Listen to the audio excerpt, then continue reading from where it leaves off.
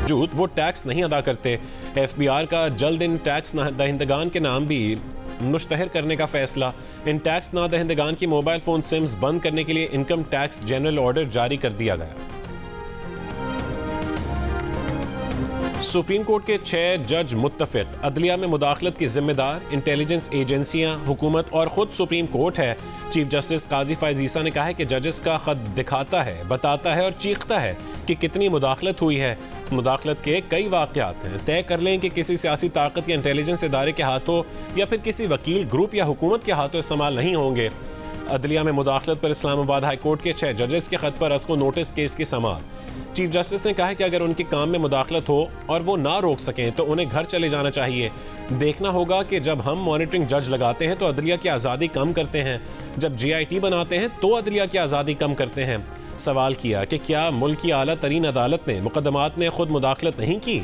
हमें अदलिया के अंदर भी एहतसाब की बात करनी चाहिए। सेलेक्टिव एहतसाब बदतरीन एहतसाब होता है। मुदाखलत इंटेलिजेंस इदारों, आपके साथियों या फैमिली की तरफ से भी हो सकती है।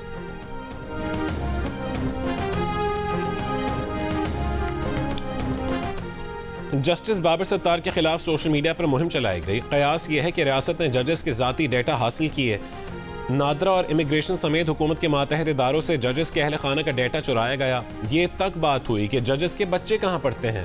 जस्टिस अतर मिनल्लाह के अटॉर्नी जनरल मंसूर आवान से मुकालमा। कहा कि आखिरी बार आपने वज़ीर आज़म और चीफ जस्टिस से मुलाकात के बाद प्रेस कॉन्फ्रेंस की। प्रेस कॉन्फ्रेंस में कहा कि 6 जजेस ने मिसकंडक्ट किया। अटॉर्नी जनरल ने कहा कि प्रेस कॉन्फ्रेंस में मिसकंडक्ट का नहीं कहा गया, अगर कहा गया वो उसे मुस्तरद करते हैं। जस्टिस नईम अख्तर अफगान ने सवाल उठाया कि IB, ISI और MI किस कानून के तहत बनी? ये एजेंसियां किस कानून के तहत काम करती हैं? आइंदा समाअत पर तीनों एजेंसियों के कानून बताए जाएं। मजीद समाअत 7 मई तक मुलतवी। 6 मई तक दरख्वास्त गुजारों को तजावीज़ जमा करवाने की हिदायत।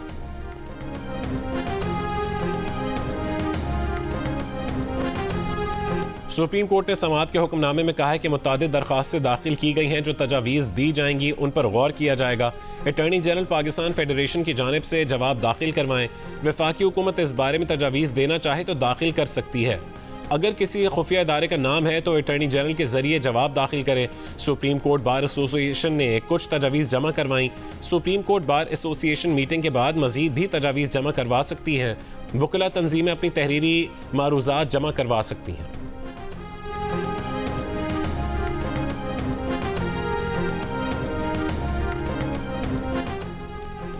वज़ीर आज़म शहबाज शरीफ ने कहा है कि पाक सऊदी ताल्लुकात और मुआशी शराकत दारी मज़ीद मजबूत हो रही हैं।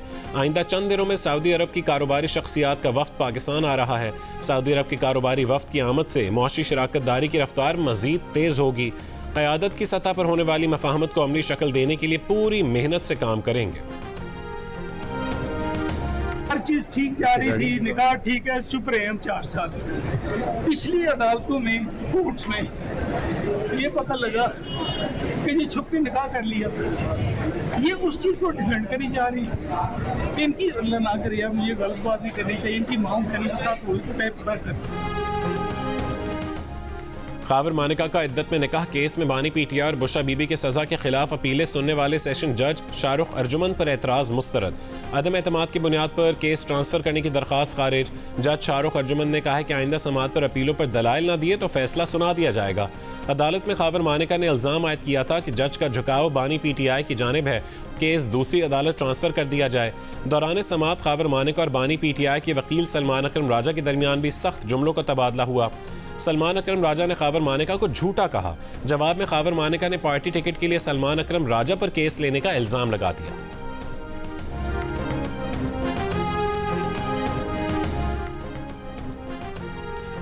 अडियाला जेल मुंतकली मामले पर बुशा बीबी की हुकूमत से डील चल रही है। स्टेट काउंसिल ने अदालत में भांडा फोड़ दिया।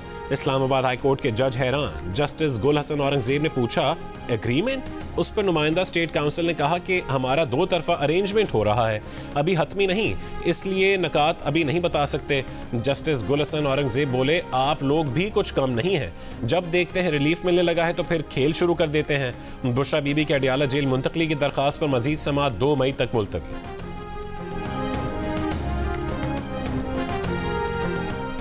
किसी से मुज़ाकरात नहीं हो रहे, किसी के साथ कोई बैकडोर राबते नहीं। चेयरमैन पीटीआई बैरिस्टर गौहर का दावा। एक बार फिर वाजे किया कि एमक्यूएम, मुस्लिम लीग नून और पीपल्स पार्टी के अलावा सबसे बातचीत करेंगे। पब्लिक अकाउंट्स कमेटी के लिए आज शेर अफजल मरवत का नाम फाइनल कर लिया गया, जिसके बाद उस पर तमाम तनाज़ात खत्म हो चुके हैं। दूसरी जानिब इंट्रा पार्टी इलेक्शन से मुताल्लिक़ केस पर कहा है कि इलेक्शन कमीशन से जल्द पार्टी सर्टिफिकेट जारी करने का मुतालबा किया है। कानून के तहत जो सर्टिफिकेट 7 दिन में मिलना था, आज तक नहीं मिला। बहुत ताख़ीर हो चुकी। पार्टी सर्टिफिकेट और बल्ले का निशान जल्द वापस दिया जाए।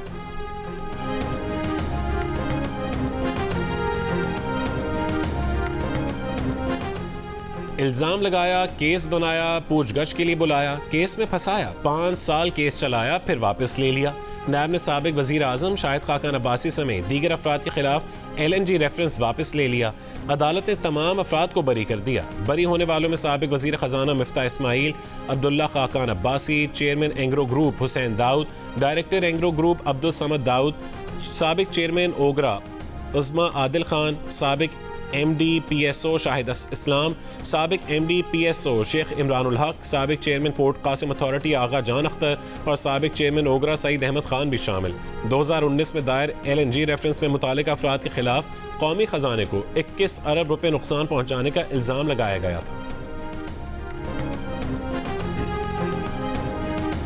स्टेट बैंक को IMF से 1 अरब 10 करोड़ डॉलर्स मिल गए। IMF बोर्ड ने स्टैंड बाय अरेंजमेंट के तहत दूसरा जायजा मुकम्मल कर लिया। IMF एग्जीक्यूटिव बोर्ड ने गुज़श्ता रोज़ 1 अरब 10 करोड़ डॉलर की तीसरी किस्त की मंजूरी दी थी। वज़ीर आज़म शहबाज शरीफ ने कहा है कि 1 अरब 10 करोड़ डॉलर की आखिरी किस्त मिलने से पाकिस्तान में मज़ीद मुआशी इस्तेहकाम आएगा। कर्ज लेना कामयाबी नहीं, कामयाबी उस दिन होगी जिस दिन कर्ज से निजात पाएंगे।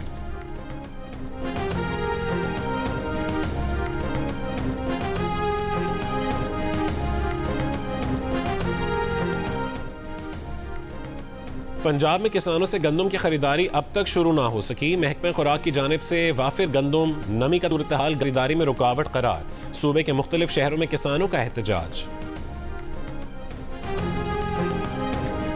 पंजाब काबीना ने नवाज शरीफ किसान कार्ड के इजरा की मंजूरी दे दी। काबीना इजलास में गंदम के छोटे काश्तकारों को बराह रास्त कैश सब्सिडी देने की तजवीज़ का जायजा लिया गया। पाकिस्तान का पहला सैटेलाइट मिशन चांद पर भेजने की तैयारियां मुकम्मल। इंस्टीट्यूट ऑफ स्पेस टेक्नोलॉजी के डॉक्टर खुर्रम खुर्शीद के मुताबिक पाकिस्तान का पहला सैटेलाइट मिशन 3 मई को चांद पर भेजा जाएगा।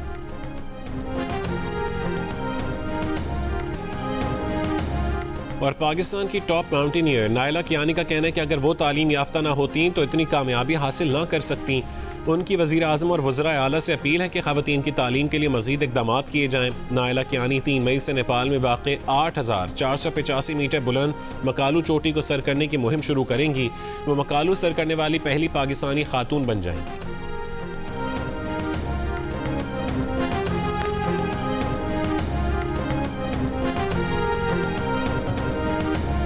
और माहिरा खान ने द एम गाला दुबई में आर्टिस्ट इन फैशन का अवार्ड अपने नाम कर लिया। इवेंट में माहिरा की बेहतरीन डिज़ाइन के कपड़े तवज्जो का मरकज़ बने रहे।